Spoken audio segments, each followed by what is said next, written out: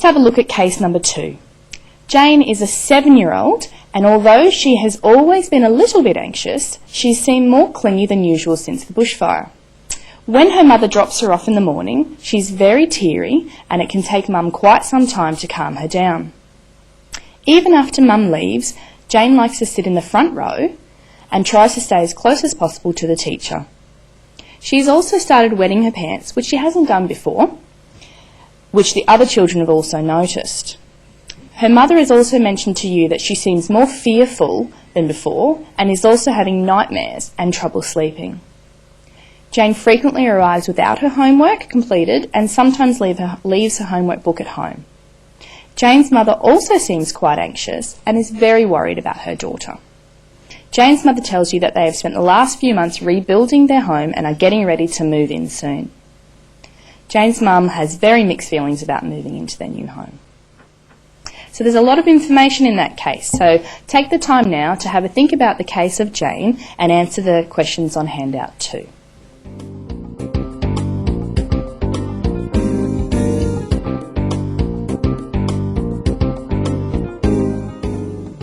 For the case of Jane, let's have a think about some of the answers.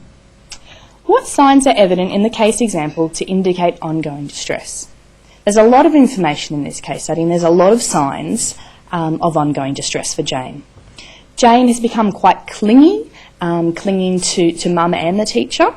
She's become quite teary, fearful, having nightmares and trouble sleeping, and she seems to have regressed back to an earlier behaviour of wetting her pants, which is, as Jane's mother notes, a new behaviour.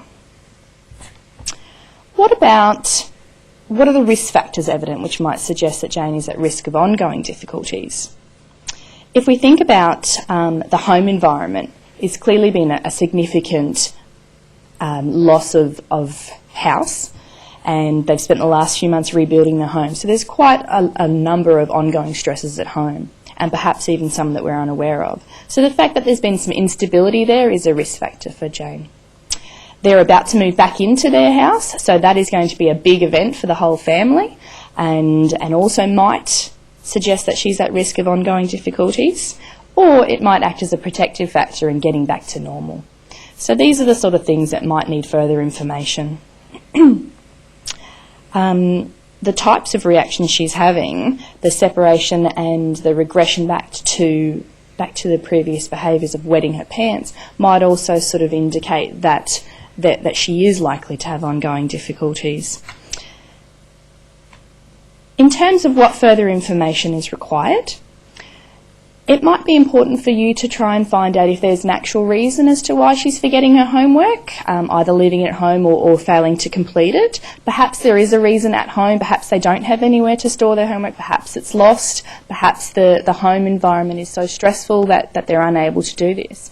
And it might be necessary to follow this up with some other type of approach, so letting her do her homework at school and keeping her books at school rather than taking them home. Other information, it does sound as though Jane's mum is experiencing some anxiety herself. So it would be important to find out how much of an issue this is, as this is also a risk factor for Jane. So finding out if Mum needs some help as well. And you might find that even just the act of asking Mum how she's going is something that would encourage her to sort of take a look at herself rather than just her kids and get any help that she needs. What could you as a teacher do right now? So we've covered this a little bit. I think in this case it would be particularly important to talk to Mum and Dad and find out about what is happening at home, and if there is anything that you as a teacher or the school can do to help, given that the family is going through the transition of moving back home. It might involve strategies of planning how you can help with respect to the homework in the classroom, and even educating Mum in the types of reactions that Jane might be experiencing. Let's not forget that Jane is 7 years old. She's quite capable of talking herself, so it might even be a good idea to sit down with Jane and talk to her about some of the things that she's experiencing. And finally, what you could do as a teacher for Jane is potentially refer her to see somebody else, or refer Mum to talk to the GP about getting further assistance.